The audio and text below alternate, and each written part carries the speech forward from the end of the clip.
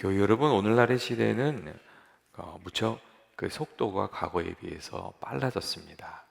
제가 얼마 전에 그 아마존 물류센터의 그 변화에 대한 비디오를 하나 본 적이 있는데, 그 처음에는 3일 배송을 하다가 2일 배송을 하다가 이제는 하루 매일 당일 배송을 하는 쪽으로 가고 있다고. 그 변화의 혁신 속에는 AI와 로봇이 자리 잡고 있다고 하는 이야기를 하고 있었습니다. 어떻게 하면 빠르고 정확하게 전달할 수 있는가 하는 것이 키워드이고, 이 속도가 다른 시대보다 점점 더 중요해지고 있다는 것을 얘기해 주고 있었습니다. 하지만 그럼에도 불구하고 오늘날 우리들의 삶 속에 인내의 가치는 여러분 여전히 중요한 것으로 남아 있습니다. 사람이 죽을 때 보통 지나온 인생을 회고하면서 세 가지를 후회한다고 말합니다. 그런데 그 첫째가 뭐냐면, 아이고 내가 살면서 좀 베풀면서 살 것 하는 그런 후회라고 합니다.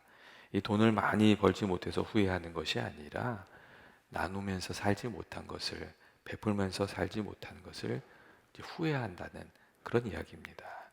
그때 좀 이렇게 넉넉히 마음을 쓸 걸, 그때 내가 너무 마음이 모질었구나, 이제 그런 생각을 하게 된다고 합니다.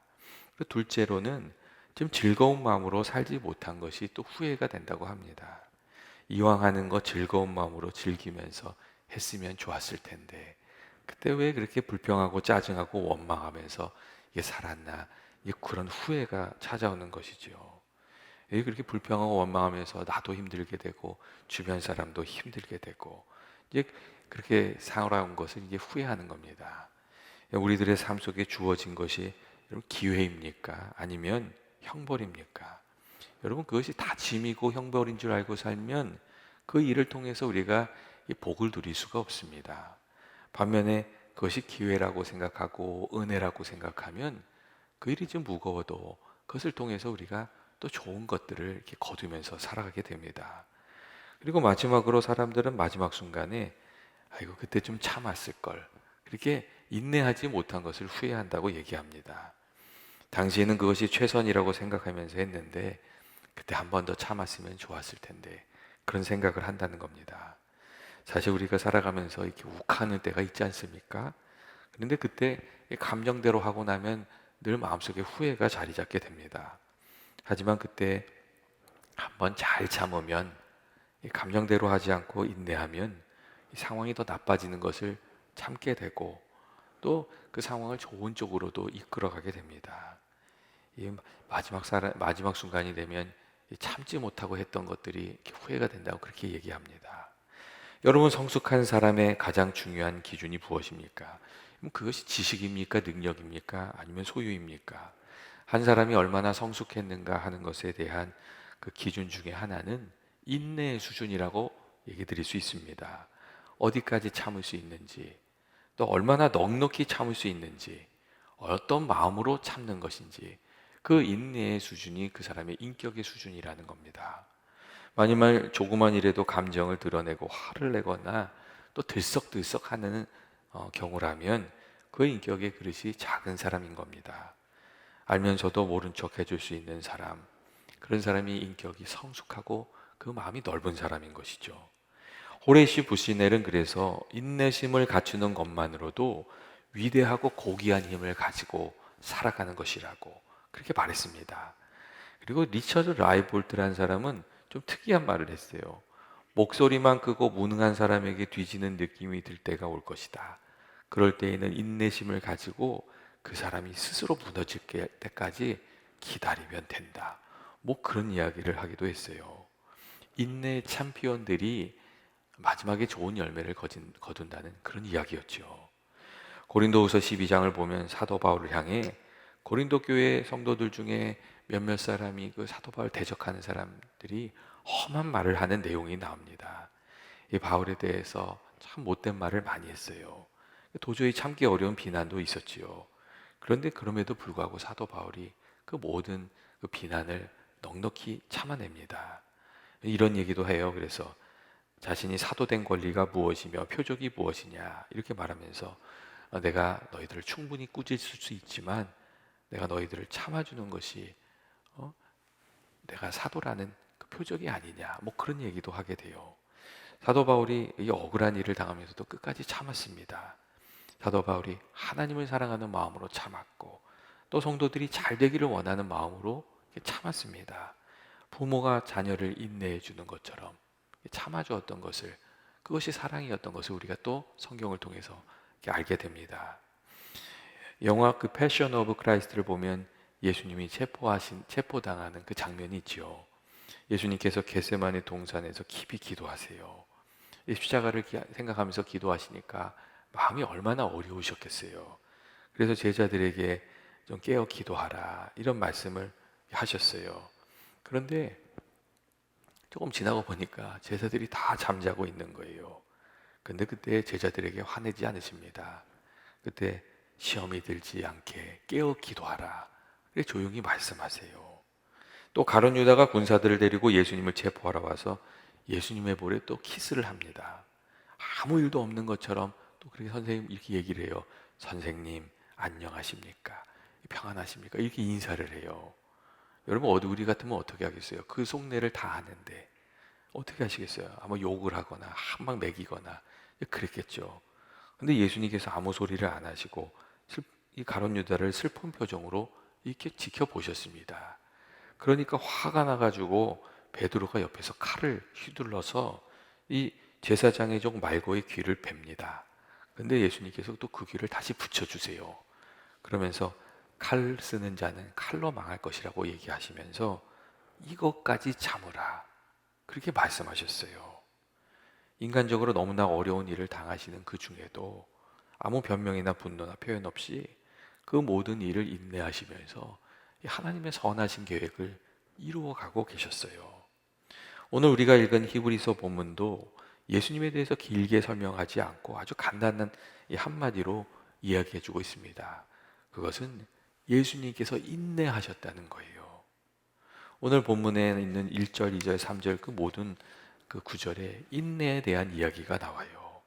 그리고 3절을 보면 참으신 자를 생각하라. 그렇게 우리에게 얘기해주고 있습니다. 예수님께서 어디까지 참으셨습니까? 십자가에서 죽으시기까지 참으신 거예요. 근데 그 참으신 자를 생각하면서 인내하라고 그렇게 오늘 말씀해주고 있습니다. 여러분 예수님께서 능력이 없어서 참으신 것이 아닙니다.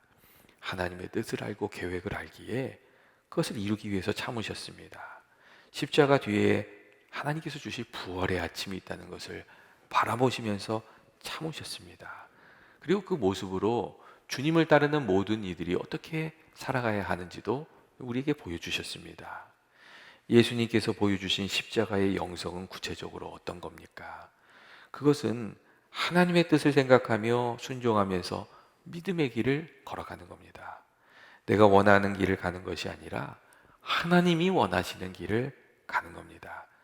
하나님의 길을 가기 위해서 우리가 우리 자신을 내려놓고 하나님을 따르는 것이죠. 우리는 예수님께서 겟세마네 동산에서 내 뜻대로 하지 마시고 아버지의 뜻대로 하옵소서 그렇게 기도하셨다는 것을 기억해야 됩니다. 그것이 주님께서 십자가에서 보여주신 그 영적인 그 영성의 길입니다. 또한 예수님께서 십자가에서 보여주신 영성은 중단하지 않으시는 겁니다. 예수님께서 고통과 모욕 가운데 십자가의 길을 가셨지만 그 고통 가운데서도 그것을 멈추지 않으셨습니다. 그렇기 때문에 예수님을 따른다는 것은 주님을 영접한 이후에 시작된 영적인 여정을 우리가 포기하지 않고 인내로 달려가는 것을 의미합니다. 우리가 저마다 다른 상황과 처지에 있지만 우리 모두는 믿음의 경주를 경주하는 사람인 겁니다. 그리고 우리가 해야 될 일은 우리를 붙들어 주시고 도와주시는 성령님을 늘 의지하면서 그 믿음의 경주를 끝까지 완주해내는 겁니다. 우리가 돌아서지 않는 것이죠. 우리 삶이 다할 때까지 예수님을 따르면서 견디어내는 것, 그것이 십자가를 따르는 겁니다. 우리가 믿음의 길을 가다가 휘청거리고 넘어지고 그럴 때도 있죠. 잠시 동안 길을 잃을 수도 있고 낙심할 수도 있어요. 웨스터민스터 신앙 고백에도 그런 내용이 나와요. 그리스도인들은 큰 죄를 저지를 수도 있습니다. 얼마 동안 그 죄에 빠져 있을 수도 있습니다. 하나님을 불쾌하게 만들어 성령을 근심시킬 수도 있습니다. 은혜와 위로의 일부를 빼앗길 수도 있습니다. 마음을 강팍하게 할 수도 있습니다. 양심의 상처를 받을 수도 있습니다. 남에게 상처를 주거나 남을 비방할 수도 있습니다. 그러나 참 그리스도인은 넘어져도 다시 일어나 하나님께 용서를 구하며 계속 믿음의 여정을 걸어갈 수 있는 은혜를 구하는 삶입니다. 그렇게 우리에게 얘기해 주고 있습니다. 여러분, 욥도 그런 삶을 살지 않았습니까? 고난을 만났을 때 하나님께 막 이렇게 항변을 하기도 했어요. 하지만 하나님으로부터 돌아서지 않았어요. 많은 경우 진정한 그리스도인들은 이 십자가의 영성을 추구하면서 살아가는 참된 은혜의 사람들은 깨어지고 넘어지고 회심한 이후에 그 영적인 성장을 이루어내는 경우가 참 많습니다. 진심으로 회개하고 이전보다 더 나은 모습으로 나아가는 거예요. 그게 진정한 이 신앙인들이 보여주는 모습이었어요. 믿음의 길에 서서 주춤하게 하는 어떤 방해물이 있더라도 그것을 하나하나 넘어가면서 그 믿음의 길을 걸어가는 것. 이게 믿음의 선배들이 보여준 그 믿음의 길입니다. 예전에 정년으로 은퇴하신 그 엔지니어 한 분이 있으셨는데, 과거의 그 자신의 삶을 이렇게 얘기하시면서 간연히 그분이 정말 어려웠던 때 그 겪었던 상황을 이렇게 간증하셨어요. 이 병을 이렇게 아들이 알고 있었는데 그 아들이 오랫동안 이렇게 투병 생활하면서 잘 싸우고 있었어요. 그런데 친구들하고 하루 놀러 갔다가 물에 빠져서 죽고 말았어요. 그래서 아버지가 너무 상처를 받은 거예요. 그래서 한동안 교회를 다 떠나게 된 거예요. 원망하는 마음이 있었던 거죠. 근데 어느 날인가 그분이 교회에 그냥 찾아오게 되셨어요. 그냥 그날은 마음이 그렇게 동했대요. 그리고 그날 예배당에 앉아서 한참 우시면서 하나님의 사랑을 경험하셨어요. 그리고 그때 관념적으로 알던 그 하나님이 다시금 새롭게 이렇게 느껴지게 됐어요. 그리고 시간이 지나면서 그분이 마음이 조금씩 회복되게 되셨다고 그런 이야기를 하셨습니다.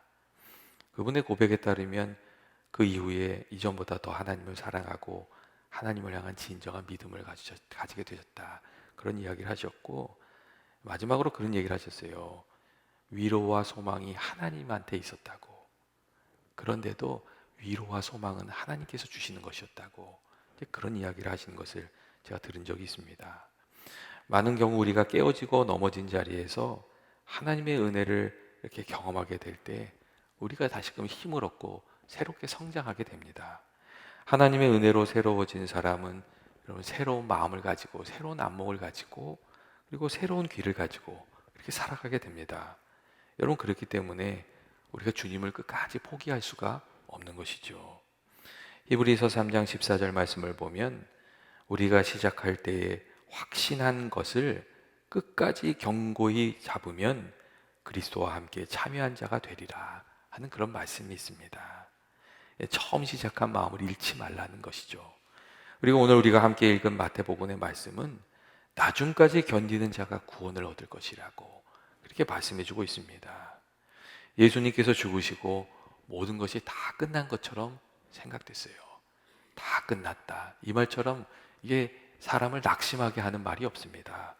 그런데 그때 다 끝난 것이 아니고 어둠이 밝아오고 부활의 아침이 밝아오고 있었습니다. 하나님께서 일하고 계셨기 때문입니다. 오늘 성경의 말씀 우리에게 이같이 자기에게 거역하신 이를 참으신 자를 생각하라고 그렇게 말씀하고 있습니다. 예수님께서 생각해 보면 엄청나게 미련하고 교만한 사람을 참아주셨어요. 그리고 예수님께 모욕한 사람도 참아주셨어요.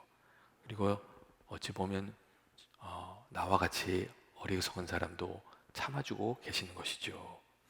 그렇기 때문에 예수님의 그 귀한 사랑을 받은 우리들은 이 주님의 인내하심과 같이 또 인내하면서 참아주면서 그렇게 살아야 하는 줄로 그렇게 생각합니다. 우리가 기도하면서 참고 그런 거죠. 속상한 일이 있어도 기도하면서 참고 또 예수님을 생각하면서 참고 그리고 선한 열매를 어떻게든 맺어야지 하는 그런 마음으로 참고 그리고 또 주님의 영광을 위해서 이게 참는 그런 저와 여러분 되시길 주의 이름으로 축원드립니다. 그리고 우리가 이게 주님과 함께 죽을 때 성경은 주님과 함께 살 것이라고, 부활의 아침을 맞이하게 될 것이라고 그렇게 말씀해주고 있습니다. 늘 주님을 의지하며 살아가는 저와 여러분이 주님의 인내를 잘 배워서 주님이 약속해 주신 그 풍성한 은혜를 누리면서 살아가는, 그리고 주님께 또 기쁨도 좀 드리면서 살아가는 그런 삶 살게 되기를 주님의 이름으로 축원드립니다.